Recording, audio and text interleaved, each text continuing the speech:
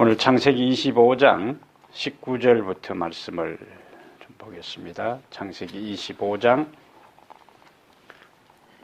19절부터요.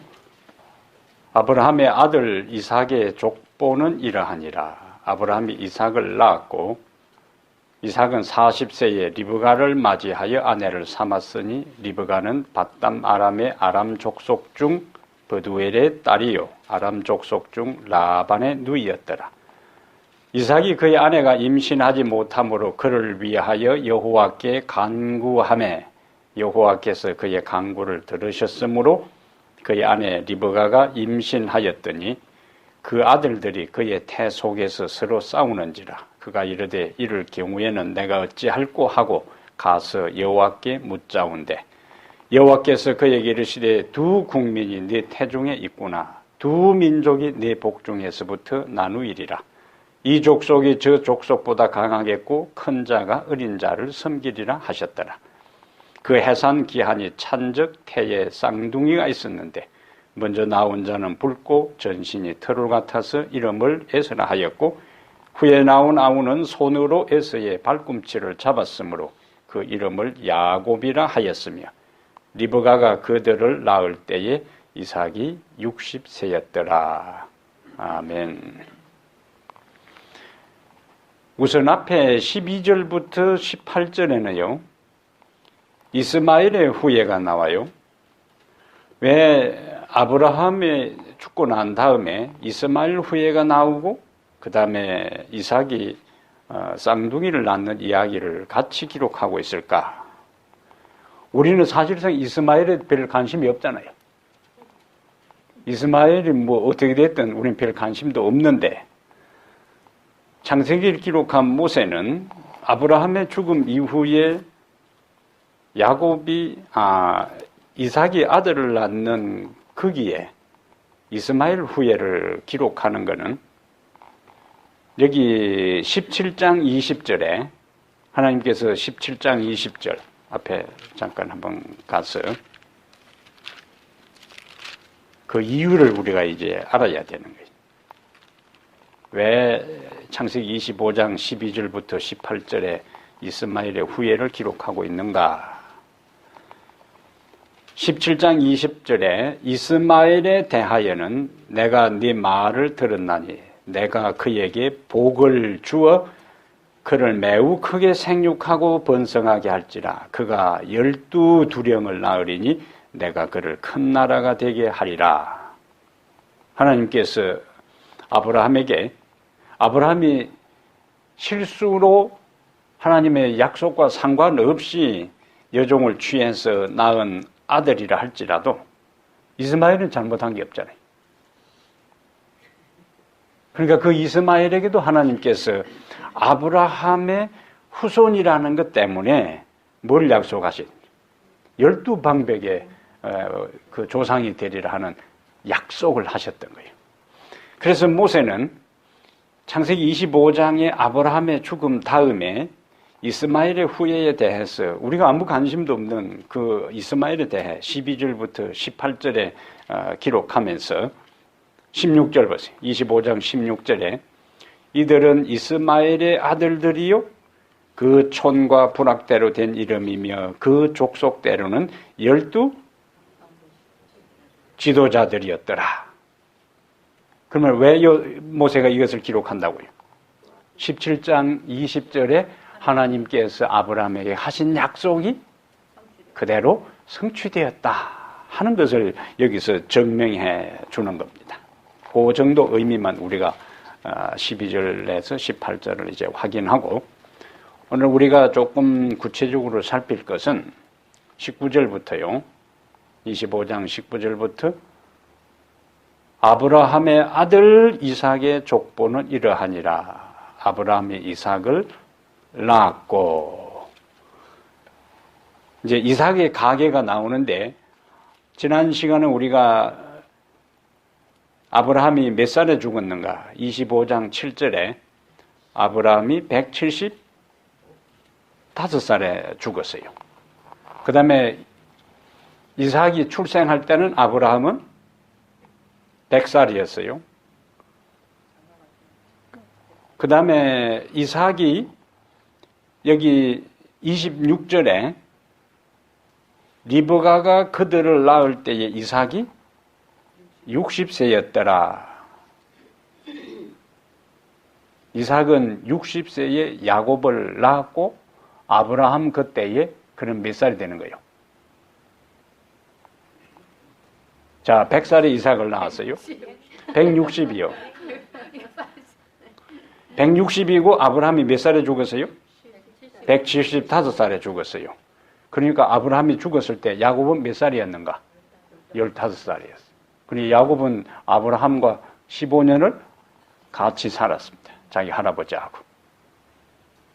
그러므로 아브라함이 옛날에는 이제 책이 없고 기록도 없으니까 전수교육이요.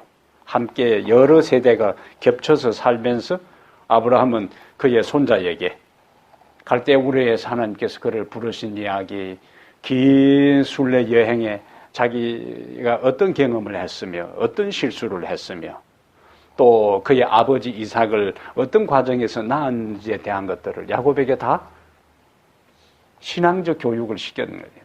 15년 동안 야곱은 그의 할아버지를 통해서 신앙적 교육을 받은 것을 우리가 이 나이와 연결해서 그 의미를 우리가 생각할 수가 있습니다. 자, 21절에 이삭이 그의 아내가 임신하지 못하므로 그를 위하여 여호와께 간구하매. 잉태하지 못했을 때에 이삭이 선택한 그 카드는 하나님께 기도한 거예요. 그리고 여호와께서 그의 간구를 들으셨으므로 그의 아내 리브가가 임신하였다. 그런데 이 임신하지 못함으로라는 21절의 이야기를 하기 전에 25장 앞에서 자기 아버지는 뭐예요, 지금?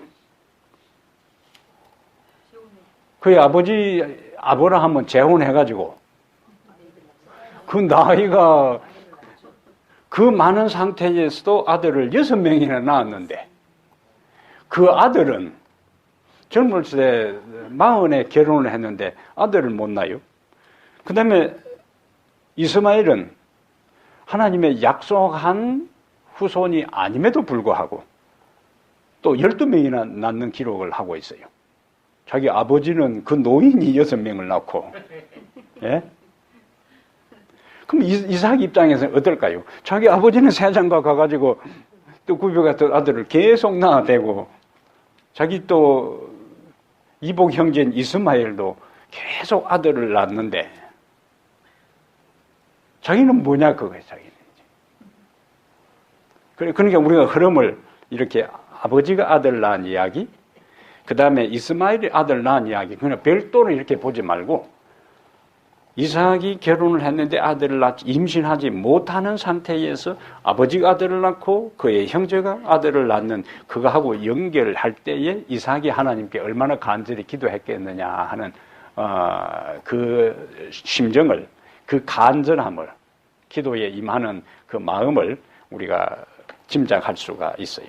그래서 임신하지 못함으로 그를 위하여 여호와께 간구하매 여호와께서 그의 간구를 들으셨으므로. 그래서 26절에 40살에 결혼을 했는데 아들 낳기는 60에 아들을 낳았어요. 그러니까 자그마치 몇 년 동안? 20년 동안이나 그가 아들 없이 지나면서 하나님께 기도한 것을 볼 수가 있습니다. 그의 아버지는 75세에 갈대우르를 떠난 다음에 아들이 없을 때에 기다리지 못하고 하가를 취해서 아들을 낳으려고 시도를 했는데, 그래도 아들은 20년 동안 다른 여종을 취하고 다른 방법을 하지 않고 그가 끝까지 하나님께 기도해서 아들을 주실 때까지 기다리는 모습을 보게 돼요. 그의 아버지의 실수를 통해서 교육을 단단히 받은 것 같습니다. 그의 아버지의 실수를 반복하지 말아야 되겠다는. 그의 아버지가 아들을 낳지 못하고 인간적인 방법으로 하려고 했지만은 장계를 가지고 하지 않고 다시 아버지가 하나님께 믿음으로 기다렸을 때 준 것처럼 아버지에게 뭔 약속을 했어요? 하나님께서 너 후손을 통해서 하늘의 별처럼 바닷가에 모래처럼 많게 할 것이라고 약속하셨으니까 현재 내가 20년이 거의 다 돼도 아들을 낳지 못하는 이 상황에서도 내가 믿음으로 끝까지 하나님의 약속을 기다리면은 하나님께서 후손을 주실 것이다 라는 믿음이 이삭에게 있었기 때문에 그가 인간적인 수단과 방법을 가지고 아들을 낳으려고 하지 않은 것을 우리가 볼 수가 있어요. 그래서 우리는 다른 사람의 실수, 다른 사람의 잘못을 통해서 교훈을 배워야 되는 거예요. 그리고 하나님의 약속의 성취가 시간이 지나가도 성취될 가망성이 보이지 아니해도 하나님께서 말씀하셨으니까 하나님께서 반드시 그 약속을 이룰 것이라는 믿음을 가지고 기다리는 인내가 우리에게 이제 필요한 거예요. 오랫동안, 얼마 동안요? 20년 동안. 그래서 우선 히브리 10장 하나 잠깐 가봅시다. 히브리 10장. 그의 아버지는 창세기 16장 3절에 보면 10년을 참지 못하고 처벌을 얻었어요. 10년을. 그런데 그의 아들은 20년을 기다리잖아요. 아들이 아버지보다 나은 거예요. 자, 히브리 10장 36절에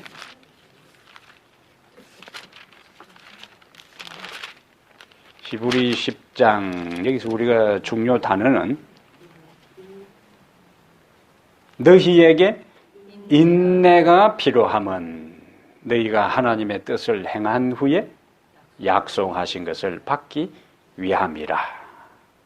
그러면서 이제 뭐하고 연결되냐면 예수님의 재림하고 여기 연결돼. 잠시 잠깐 후면 오실 이가 오시리니 지체하지 아니하시리라. 그 인내의 기본이 뭐냐? 나의 의인은 믿음으로 말미암아 살리라. 우리가 하나님의 약속을 기다리고 인내할 수 있는 것이 뭐냐? 하나님의 약속에 대한 믿음이에요. 믿음. 그러면은 이 성령의 은사가 성령의 열매 가운데 갈라디아 5장 22절 23절에 성령의 열매 9가지가 나오는데 그게 사랑은 성령의 은사도 해당되고 성령의 열매도 해당돼요. 그러면 성경에 나오는 성령의 은사와 성령의 열매는 어떻게 구분되는가? 사랑은 둘 다 해당되는데 성령의 은사는 무엇이며 성령의 열매는 무엇인가? 성령의 은사는 갈라디아 5장 22절부터 23절에 나오는 성령의 열매는 예수님의 품성에 대한 이야기라. 그 9가지를 다 갖춘 분이 누구냐? 예수님이요. 예수님. 근데 그 가운데 오직 성령의 열매는 사랑과 절희락과 화평과 그다음에 뭐가 나오는가? 오래 참음과 거기도 뭐가 나오냐면 인내가 나와요. 인내가 나와요. 그러면 성령의 열매와 은사의 차이점은 자, 의사가 있다. 의사가 참 인격적으로 훌륭하고 오는 환자를 편안하게 해주고 환자의 입장에서 상담을 해주고 진료를 하고 인간적으로 그때 그것은 성령의 열매에 해당되는 거래. 성령의 은사는 사람도 그렇게 좋으면서 실력도 있는 거예요. 수술도 잘하고 약 처방도 잘하고. 예? 그러니까 은사는 기술과 실력에 해당되는 것이고 열매는 그 사람의 인격과 품성에 해당되는 거예요. 그렇게 구별하시라 그래야죠. 그러면 고린도전서 12장에 지난번 우리가 지난식을 암송한 말씀 가운데 이 모든 일은 같은 한 성령이 행하사 그의 뜻대로 각 사람에게 나누어 주시는 것이라. 그 다음에 은사는 여러 가지나 성령은 같고 직분은 여러 가지나 주는 같으며 사역은 여러 가지나 모든 것과 이루시는 하나님은 같으니. 그럼 그 첫 번째 그 성령은 같고, 그러니까 이런 그대로 우리가 성령의 은사인데, 성령의 은사라 하는 것은 그냥 선물이요, 선물. 성령이 주체적으로 판단해서 각 개인에게 나누어 주시는 거예요. 내가 그것을 달라고 요청해서 주는 게 아니고 하나님의 성령이 판단해서 교회를 위해서 이 사람이 어떤 은사를 가지면 좋겠는가 성령이 판단해서 그 개인에게 주시는 것이 성령의 은사요. 그거는 다 다른 거라. 그러나 성령의 열매는 성령이 그냥 일반적으로 주는 게 아니고 하나님의 성령과 연합해야 되는 거예요. 굴복하고 말씀을 순종하고 따를 때에 그 사람의 인격, 그 사람의 품성이 예수님을 닮아가게 되는 거예요. 그러면 일반적으로 오늘날 여러 교단들이 있어요. 여러 교단들이 성령에 대한 이해가 천차만별입니다. 여러 교단들이. 예를 들면 이제 여기 지금 세들에 있는 이 교회는 오순절 계통의 교회입니다. 오순절 계통의 교회는 어디에 포커스를 맞추는가? 성령의 은사에 초점을 맞춰요. 방언하고 통역하고 신유하고 예언하고 하는 이런 외행적으로 가시적으로 나타나는 그것에 포커스를 맞추고 그것을 강조하고 그런 현상이 일어날 때 비로소 성령을 받았다 이렇게 확신을 갖고 그 사람은 구원받은 사람이래. 그 다음에 일반적으로 복음주의적이 이제 우리 재림교회 같은 경우에는 무엇에 포커스를 맞추는가? 성령의 열매에 초점을 맞추는 거예요. 둘 다 중요한데 우리가 성령을 받은 것에 대한 것, 성령을 받았다, 성령 충만하다. 그럼 창세기 1장에 사도행전 1장에 예수님께서 제자들에게 이야기하기에 너희는 몇 날이 못되어 성령으로 침례를 받으리라. 아버지 약속하신 것을 기다리라. 몇 날이 못되어 성령으로 침례를 받으리라 그랬고 사도행전 2장에 가서 오순절날이 이미 이름에 그들이 하늘로부터 불이 해같이 갈라지는 것이 저에게 임하여 그들이 다 성령의 충만함을 받고 이렇게 나와요. 그러면 예수님은 뭘 기다리라고? 성령의 침례를 기다리라 그랬는데 제자들은 뒤에 성령의 충만을 경험했어요. 그러면 성령의 침례, 성령의 충만, 성령의 침례라고 했으니까 우리가 이해하는 성령 침례와 성령 충만은 가시적으로 어떤 막 가슴이 뜨거워지고 눈물이 나고 방언을 하고 하는 이러한 그 외부적인 현상보다 성령의 침례를 할 때 그 성령의 침례를 이해하려면은 로마서 6장에 나오는 실제적인 침례라는 의미를 가지고 성령의 침례라는 의미하고 연결시켜서 이해해야 되는 거예요. 그래야 성령 충만이라는 의미가 다시 연결되어서 해석이 되는 겁니다. 그러면 일반적으로 침례라는 것은 그리스도와 함께 죽고 그리스도와 함께 장사 지내고 그리스도와 함께 부활하고 그게 침례라. 그럼 한마디로 침례는 예수님의 삶의 요약입니다. 그래서 내가 침례를 받는다 하는 그 말은 내가 예수님의 삶에 동참한다는 것이고 예수님의 가르침에 순종한다는 거예요. 예수님이 사셨던 것처럼 하나님의 말씀을 따라 내가 묵묵히 그 길을 걸어간다. 그것을 결심하는 것이 침례요. 그러면 성령의 침례, 성령 충만이라는 것은 매일 매순간 나의 삶에 바울이 이야기한 것처럼 나는 날마다 죽노라 하는 것처럼 내 자아가 살아나고 내 감정이 되살아나고 내 기분과 감정을 기초로 해서 인생을 사는 것이 아니고 예수님이 사셨던 것처럼 하나님의 말씀이 내 삶의 좌표가 되고 중심이 되고 기준이 되어서 그 하나님의 말씀을 따라 매일 매순간 굴복하고 살아가는 그 삶을 가리켜서 성령 침례, 성령 충만한 삶이라. 다른 일반적으로 우리가 이해하는, 그래서 우리가 성령 충만하게 해달라는 그 기도는 성령이 외부에서 새롭게 들어오는 것이 아니고 이미 우리가 고린도전서 6장 19절, 20절, 3장 16절, 17절에 있는 것처럼 우리는 하나님의 성령이 거하는 성령의 전이에요.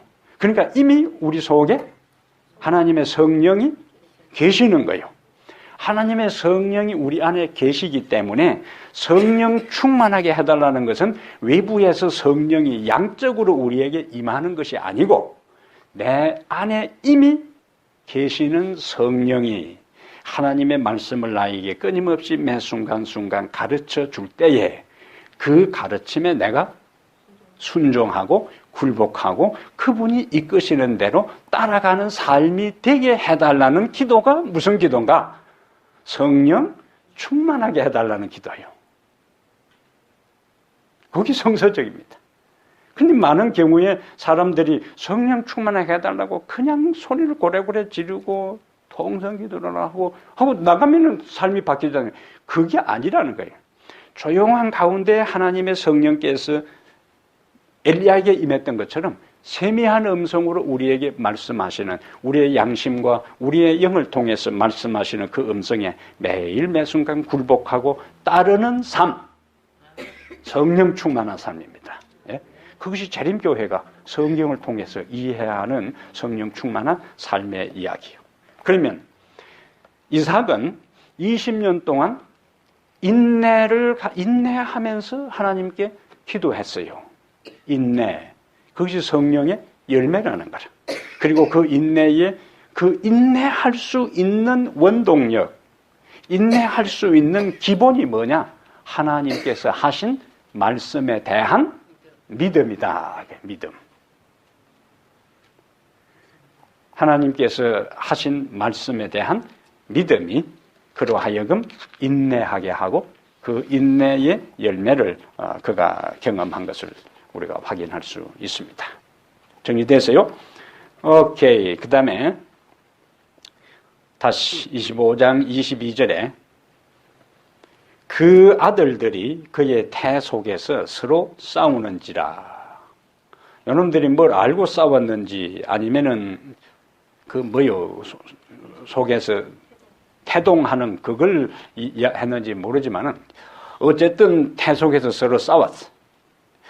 그가 이르되 이럴 경우에는 내가 어찌할꼬 하고 가서 여호와께 묻자온대. 여호와께서 그에게 이르시되. 그러니까 우리가 하나님 앞에 기도하지 못할 것이 없다. 그 이삭의 입장에서는 자기 안에 이 남자 너희들은 쿵쿵 이렇게 엄마 배를 들이박는데 두 놈이 안에서 서로 이제 주도권 싸움을 이제 싸우고 있으니까 이건 뭐 20년 만에 아가 생겼는데 뱃속에서 서로 이쪽으로 불룩 하니까 얼마나 그 엄마 입장에서 힘들겠지. 그런데 그 문제마저도 이삭과 리브가는 그 문제를 하나님께 내놓았다는 거예요. 하나님께. 어쩌면 그것은 그냥 일상에서 그냥 임신한 태중에서 일어날 수 있는 일임에도 불구하고 뭔가 다르다. 그러면 이것을 하나님 앞에 내놓고 기도하는. 그래서 우리는 어떤 작은 문제, 큰 문제, 복잡한 문제, 단순한 문제 상관없이 하나님 앞에 그 문제를 의뢰하고 내놓고 강구하는 자세가 필요하다는 거예요. 이때에 하나님이 답변하는 거예요. 그거는 그런 일이 있는 거다. 이렇게 하지 않잖아요. 여호와께서 아주 중요한 말씀을 하시는 거예요. 여호와께서 그에게 이르시되 두 국민이 내 태중에 있구나. 두 민족이 네 복중에서부터 나누이리라. 이 족속이 저 족속보다 강하겠고 큰 자가 어린 자를 섬기리라 하셨더라. 나중에 보면 이제 쌍둥이가 나왔어요. 자, 여기서 이제 오늘을 하고 다음 시간에 예정 문제를 좀 다루겠어요. 예정에 대한 문제, 예제에 대한 문제를 명확하게 우리가 딱 정리를 좀 하겠습니다. 왜냐면 본문을 들여다보세요. 23절에 여호와께서 그에게 이르시되 두 국민이 네 태중에 있구나. 두 민족이 네 복중에서부터 나누이리라. 이 족속이 저 족속보다 강하겠고 큰 자 어린 자를 섬기리라. 이제 요 구절을 해석할 때 하나님이 앞으로 두 민족이 나누어지고 작은 자가 큰 자가 될 것을 아시고 하신 말씀인가? 아니면 하나님이 이렇게 말씀하셨으니까 나중에 그렇게 되었는가? 이게 이제 해석의 차이예요. 자, 그래서 예지라는 측면에서 접근할 때는 하나님께서 딱 미래를 보시니까 그렇게 될 것을 아시고 말씀하셨다 하는 것은 예지고, 하나님께서 이렇게 말씀하셨기 때문에 그렇게 됐다 하는 것은 예정이라. 여기까지 따라왔어요? 오케이. 그럼 이제 예정 문제를, 성경에서 나오는 예정 문제를, 지난번에 우리가 로마서를 공부할 때도 거기 8장에 가서 예정 문제, 에베소 1장에도 예정 문제가 나오고 하는데 그걸 좀 정리를 하겠습니다. 켈빈이 장로교를 창시한 켈빈이 중요한 5가지를 강조했는데 장로교의 핵심적인 신학입니다. 거기에 여러 교파들이 영향을 많이 받았어요. 그걸 가지고 몇 가지를 좀 살피겠어요. 지금부터는 예정 문제에 대한 성경적 가르침을 보겠다 그거요. 켈빈은 이중예정이라 하는 단어를 썼어요. 이중예정. 이중예정하고 연결되는 게 뭐냐면은 무조건적인 선택입니다. 무조건적인 선택. 그 다음에 무슨 단어요? 이중예정. 자, 이중예정이라는 것은 구원받을 사람과 멸망받을 사람을 정했다는 거예요.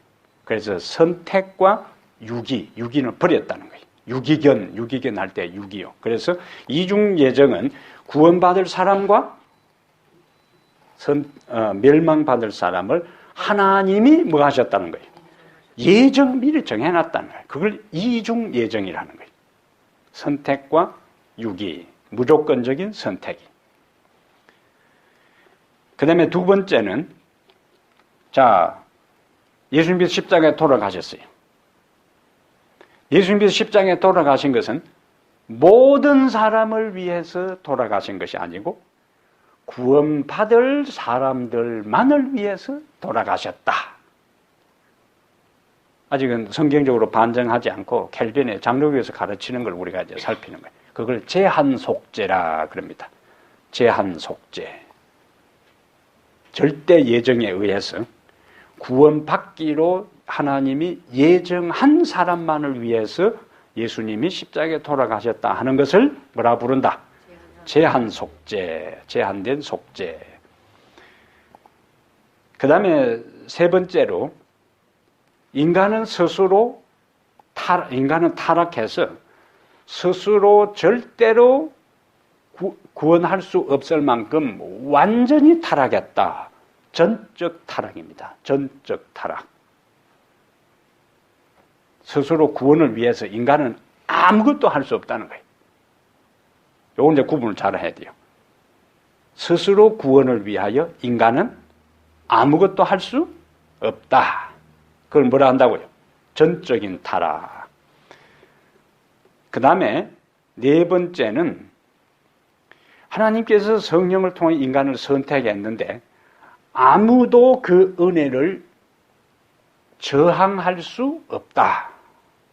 불가항력적 은혜입니다. 하나님이 인간을 구원하기로 선택할 때는 아무도 그것을 저항할 수 없다. 불가항력적, 거절할 수 없는 은혜다. 불가항력적 은혜. 그 다음에 불가항력적 은혜로 구원받은 사람은 결코 멸망하지 않는다. 불가항력적 은혜로 구원받은 사람은 결코 멸망하지 않는다. 이걸 신학용어로 궁극적인 견인이라 그래요. 요거는 좀 단어가 좀 우리가 잘 쓰지 않는 단어인데, 궁극적인 견인. 요 5가지 내용들을 우리가 성경적으로 잘 이해해야 나머지 이제 유사한 성경의 표현에 대해서 우리가 명확하게 잘 이해할 수가 있습니다. 그러면 첫 번째 문제가 뭐요? 하나님은 구원받을 사람과 멸망받을 사람을 미리 정해놨다. 그걸 이중 예정이라 그러는데, 하나님께서 정해놓은 것이 있다고 성경에서 분명히 이야기를 해요. 예정했다는 말이 나와. 그러면은 그 예정했다는 말하고 구원받을 사람과 멸망받을 사람을 정해놓았다는 것은 어떤 차이가 있는가? 하나님이 정한 것은 구원받을 사람과 멸망받을 사람을 미리 정해놓은 게 아니고 구원받을 수 있는 방법을 정해놓은 거예요. 예수 그리스도를 믿으면 누구든지 구원받는다라는 것을 정해놨다는 거예요.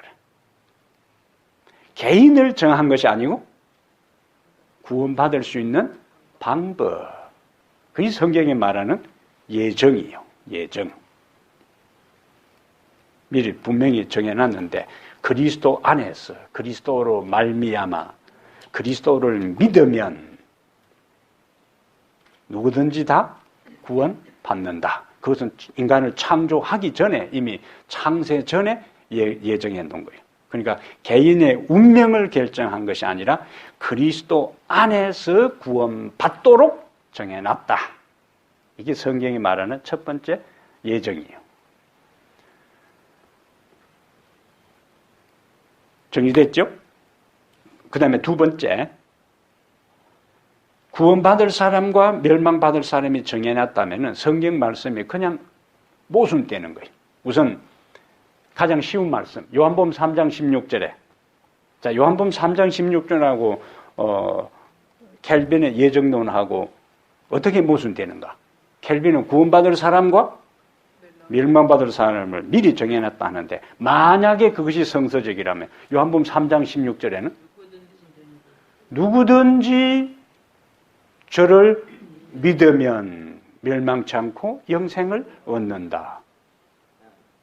그러면 켈빈의 말이 맞는다면 하나님께서 구원받기로 정한 사람이 예수를 믿으면 구원받는다 그래야 되는 거예요. 그런데 누구든지라는 것은 다 문이 아직까지 하나님께서 구원받을 사람과 멸망받을 사람을 결정해 놓지 않은 거예요. 모든 사람에게 기회를 제공하는 거예요. 디모데전서 2장 4절에도요. 하나님은 모든 사람이 구원을 받으며 진리를 알기를 원하신다. 거기도 뭐예요? 하나님은 모든 사람이 구원을 받으며 진리를 알기에 이르기를 원하신다. 베드로서 3장 9절에도 같은 말씀이죠. 하나님은 모든 사람 멸망받는 것을 원치 않고 구원받기를 원하신다는 거예요. 그렇기 때문에 예수님께서 십자가에 돌아가신 것은 하나님이 구원받기로 정한 사람만을 위해 돌아간 것이 아니라 모든 사람을 위해 돌아가셨고, 그 다음에 그것을 믿는 사람은 구원받도록 정해놨다는 이야기입니다. 예정된 사람만 구원이 아니라 예수를 믿는 모든 사람은 구원받도록 정해놓은 것이 바로 성경의 가르침이에요. 그래야만이 심판을 하나님께서 하실 수가 있어요. 자, 심판은, 성경의 심판은 행위를 가지고 심판한다 그랬어요. 행위는 행동이 나오려면 선택할 수 있어야 돼요. 자기 스스로 판단해야 되고 내가 어느 것을 할 것인가 선택해야 되고 그 다음에 행동하고 행동에 대해서 하나님께서 뭐 하신다고요? 심판하시는 거예요. 그러면 하나님이 원래부터 구원받을 사람과 멸망받을 사람을 정해놓고는 하나님이 정해놓고 안 믿는 사람에게 심판을 한다. 그게 공평하신 하나님이요? 기회라도 주고 해야 될 거 아니에요. 예? 기회라도 다 제공하고 다 길을 제시하고 기회를 주고 기다려준 다음에 그래도 끝까지 그것을 받아들이지 않고 빗나가고 불신하고 죄의 길을 갈 때에 그때 비로소 뭐 할 수 있어요?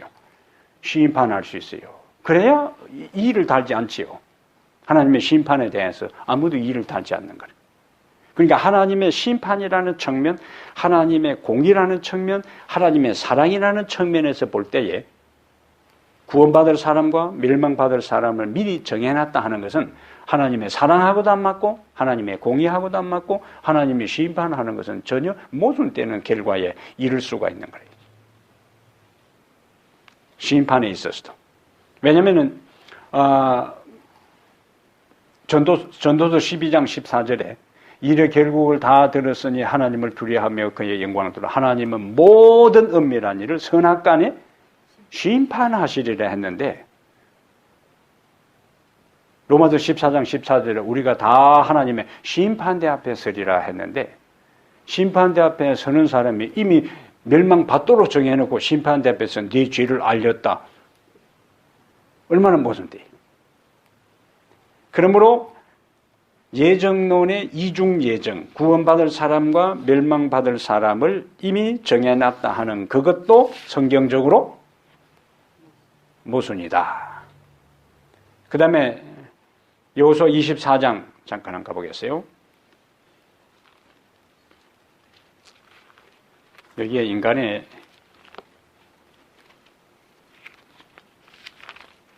의지, 선택에 대한 문제가 나오는데 이 여호수아 24장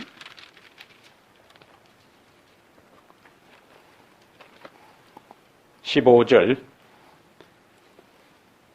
만일 여호와를 섬기는 것이 너희에게 좋지 않게 보이거든 너희 조상들이 강 저쪽에서 섬기던 신들이든지 또는 너희가 거주하는 땅에 있는 아무리 족속의 신들이든지 너희가 섬길 자를 오늘 택하라.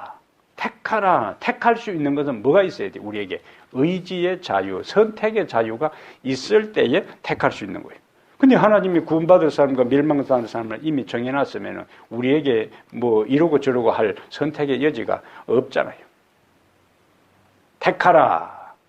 선택에 필요한 자유의지가 우리에게 있고 자유의지가 있는 사람은 자기 선택에 대한 것에 대해 뭘 해야 되는가? 책임을 져야 되는 거예요. 일반 세상 법에도 정신적으로 이상이 있는 사람이든지 정신박약하든지 정신 이상이 있는 사람이 어떤 죄를 지었을 때에 그것은 형법으로 다른 문제로 책임을 묻지 않아요. 의지가 망가진 사람에 대해서는 세상 법정에서도 의지가 없는 사람에 대해서 정신적으로 이상이 있는 사람에 대해서는 그것을 형법으로 취급하지 처벌하지 않는다면 하물며 하나님께서 선택의 여지도 없이 구원받을 사람과 멸망받을 사람이 정해진 것에 대해 어떻게 심판하겠느냐 이거죠. 그것은 전혀 맞지 않는 이야기다. 마지막 부분에 우리가 이제 할 것은 재림교회에 있어서 약점은 구원의 확신이 약한 거예요. 다른 교회, 특히 장로교인들은 구원의 확신이 지나쳐서 문제라. 구원의 확신이 그들에게 지나친 그 근본 신학적 이유가 구원받을 사람과 멸망받을 사람이 정해져 있기 때문에 교회 나온 사람 입장에서는 그냥 다 구원받았어. 그러면은 뭐가 문제 생기나? 전도할 필요가 없어집니다. 이미 전도하든 안 하든 다 구원받을 사람, 멸망받을 사람 정해지는데 전도할 필요가 뭐가 있어요? 전혀 맞지는 않습니다. 그러면 우리가 이제 하나 정리해야 될 것은 우리가 구원을 얻었다고 할 때에 대부분 다른 교회에서는 한 번 얻은 구원은 상실하지 않는다. 그렇게 가르치. 거기에서 나타나는 현상이 뭐냐면 도덕적 타락입니다. 내가 이렇게 살아도 구원받고 저렇게 살아도 이미 구원받을 사람이기 때문에 어느 단계에 머무는가? 우리가 신앙에 있어서 성숙하는 과정이에요. 성장하는 과정이 세 단계가 있는데 예수님을 받아들임으로 우리는 믿음으로 어떻게 돼요? 믿음으로 처음에 의롭게 되는 거예요. 그 의롭게 된 사람을 구원받았다 그렇게 하는 거예요. 칭의 단계입니다. 첫 번째 단계예요. 예수님을 개인의 구주로 영접한 사람을 하나님께서 믿음으로 의롭다고 인정하는 거예요. 그리고 구원을 받는 거예요. 다른 데서는 그 단계에 머물고 있는 거예요. 그러면 구원받은 사람은 로마서의 구조도 딱 그렇게 짜져 있어요. 로마서의 구조도 11장까지는 로마서가 16장까지 전체 구조 속에서 11장까지는 칭의에 대한 문제를 자세하게 다루다가 12장에 가서 그러므로 이렇게 돼서 예수 그리스도를 믿음으로 받아들이고 죄 문제를 해결하고 구원받고 의롭게 된 사람은 어떻게 살아야 하느냐 하는 문제가 뒤따르는 거라. 그걸 가리켜서 성화라 그렇게 하는 거예요. 삶이 구원받은 자에게는 반드시 뭐예요? 삶이 뒷받침돼야 되는 거예요. 구원받은 것 못지않게 구원받은 자의 삶이 중요하다는 거예요. 근데 다른 데에서는 구원받은 것 자체만을 강조하다 보니까 삶이 뒷받침되지 아니하고 모든 세상적인 큰 문제에 신앙을 하는 사람들이 항상 그 복판에 있어요. 지금 감옥에 가 있는 대통령도 보세요. 그 양반은 큰 교회 장로였어요. 근데 그 부정한 뇌물을 성경에 잠언서에서 뇌물 받지 말라고 얼마나 그리 많이 나와요. 그러나 평생 먹고 살 게 있으면서도 그거 또 챙긴 거예요. 삶이 뒷받침되지 않은 거예요. 삶이. 그거는요, 이 신학적 구조가 그렇게 해도 큰 문제 안 되게 신학적 구조가 그렇게 짜져 있는 거예요. 그래서 구원받은 사람, 예수 그리스도를 믿음으로 의롭게 된 사람, 칭의의 단계에서 머물지 말고 그 다음에 매일매일 하나님 안에서 하나님 자녀답게 살아가는 삶이 뒷받침돼야 되는데 그것은 뭐라 한다고요? 성화라 그렇게 하는 거예요. 성화라 하는데 이미 구원을 얻은 사람도 여기 이제 예정론과 성경과 연관해서 하나님의 은혜로 구원받은 사람도 매일 매순간 하나님의 영에 의해 굴복하고 내 자신을 그 앞에 드리지 아니하게 될 때는 얻은 구원마저도 뭐 할 수 있는가? 상실할 수가 있다는 거예요. 그래서 두렵고 떨림으로 너희 구원을 이루라 그렇게 말씀하신 거예요. 그럼 우리가 어떤 성경절을 가지고 한번 얻은 구원을 상실할 수 있다는 것을 확인할 수 있는가? 그게 중요하잖아요. 우리의 모든 이해와 우리의 모든 신학적 깨달음은 하나님 말씀에 기초해야 되니까. 자, 우선 예수님의 12제자 가운데 유다가 예수님이 부르지 않았는데 자기 제발로 찾아와서 이제 예수님의 제자가 되겠다고 했는데 예수님이 거절하지 않았어요. 그런데 나중에 예수님께 훈련을 좀 받고 두 명씩 짝을 지어서 보냈을 때에 다 돌아와서 주님이 명하신 대로 우리가 갔는데 귀신이 나가고 병자가 일어나고 죽은 자가 살아나는 그 일들을 하고 난 다음에 예수님께 보고를 했어요. 그 중에 유다도 포함되어 있었던 거예요. 그 상태로 머물러 있었으면 유다의 구원은 확정적이에요. 그러나 사단이 그에게 예수를 팔려는 생각을 넣었고 나중에 요한복음 13장에 사단이 유다 속으로 들어가니라. 그 성령에 굴복하지 않고 악령에 굴복했던 거예요. 결국 그는 그리스도를 배반하고 자살로 그의 인생에 막을 내리잖아요. 그러면 사울 왕이 인품적으로도 훌륭하고 처음에 겸손했어요.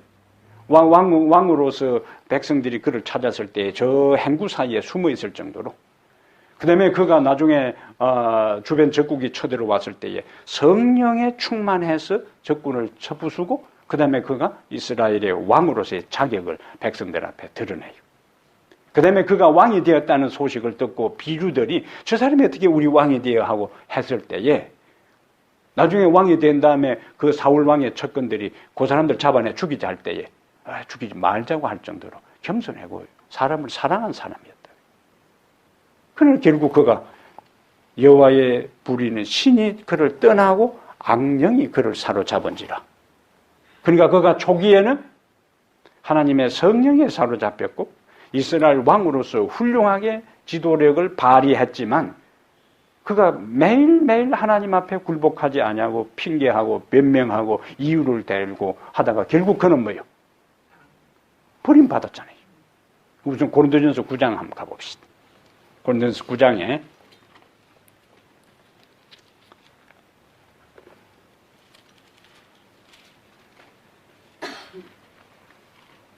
고린도전서 9장 25절 지금은 상실할 수도 있는 구원에 대한 거예요.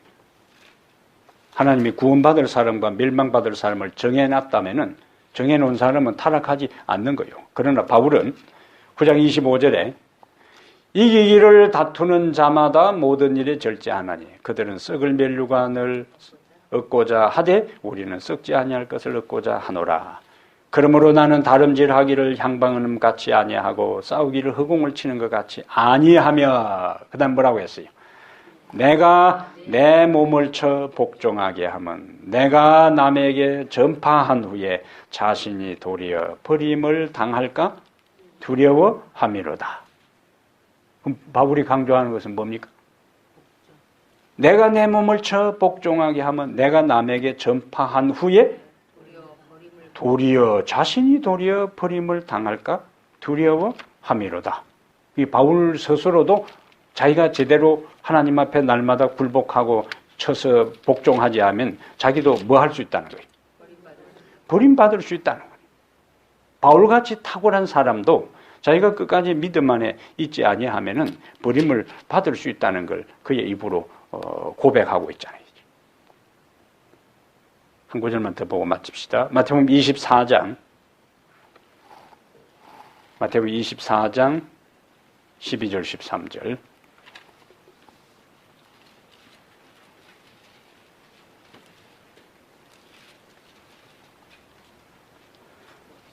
24장 12절에 불법이 성함으로 많은 사람의 사랑이 식어지리라.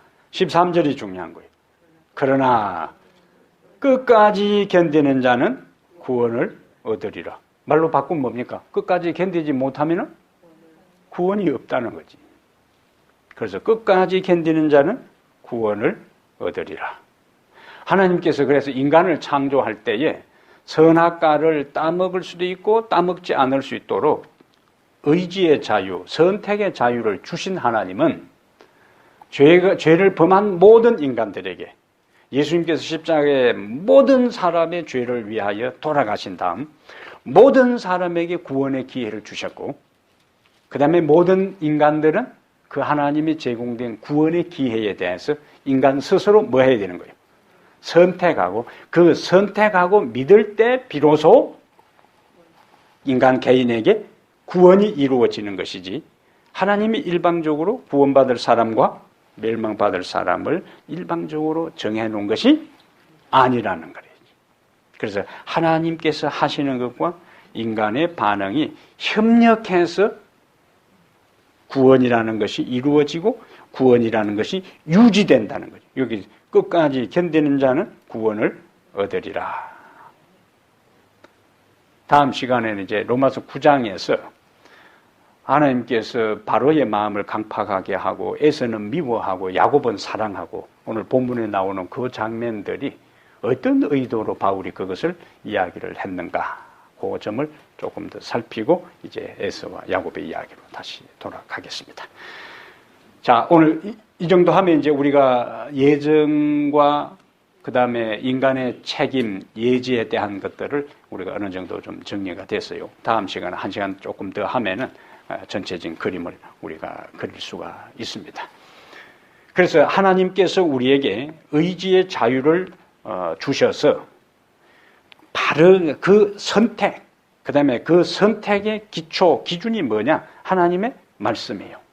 그리고 그 하나님의 말씀에 기초해서 선택할 수 있게 하는 것이 뭐냐면 우리의 믿음이라는 거예요.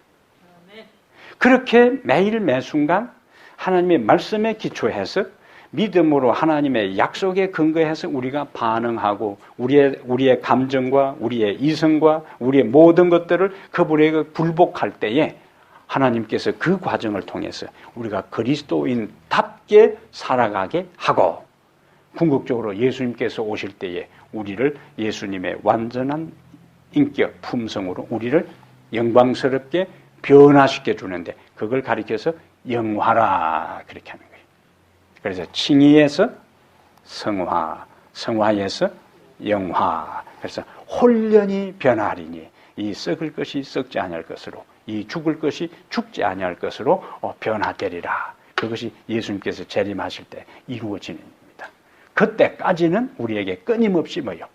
하나님 말씀에 굴복하는 일이 자신을 죽이는 일들이 있는데 그것이 바로 성령 충만한 삶이다. 기도하겠습니다. 하나님 우리 아버지 이 저녁에도 주님의 말씀을 사모하는 성도들이 함께 모여 말씀을 살펴보았습니다. 우리에게 하나님께서 의지의 자유를 주셨사오니 말씀에 기초해서 매일 매순간 하나님의 뜻을 분별하여 하나님의 뜻에 우리를 굴복시키게 하시고 한순간 한 걸음 하나하나가 다 하늘로 향하는 하나님께서 명하는 그 길을 걸어가도록 축복하여 주시옵소서. 성령 충만한 삶이 우리의 감정적인 어떤 뜨거움과 그것이 아니라 매일 매순간 바울의 고백처럼 죽노라 하는 것처럼 심려의 경험처럼 우리 자아를 주님의 뜻에 굴복시키고 아버지의 이끄시는 대로 살아가는 삶이 성령 충만한 삶인 것을 저희들에게 깨닫게 해 주셨사오니 그것이 우리의 날마다의 경험이 되게 하여 주시옵소서. 그렇게 사는 사람이 이 땅에서 그렇게 매일매일 주의 뜻에 굴복하여 사는 사람이 바로 예수 그리스도의 성령의 열매를 맺게 될 것이고 주님의 아름다운 품성을 회복하여 우리 주님께 영광 돌릴 수 있사오니 우리 모두가 바로 그런 사람 되게 해 주옵소서. 우리 주 예수님 이름으로 기도합니다. 아멘.